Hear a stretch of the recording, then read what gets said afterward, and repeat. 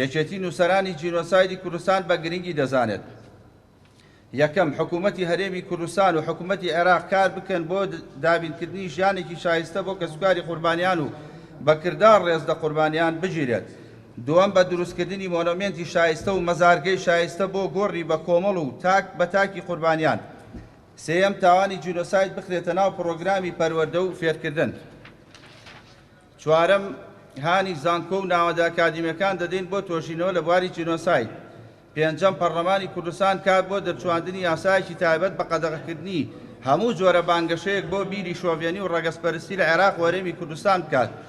شەشەم، پێویستە دەوڵەتی عێراق کار بە سەرجەم ئەو یاسا و پەیماننامە و بەیاننامەی بواری قەدەغەکردنی تاوانە نێودەوڵەتیەکان لە نێویاندا پەیماننامەی ڕۆمای بنەڕەتی تایبەت بە دادگای تاوانی نێودەوڵەتی بکات.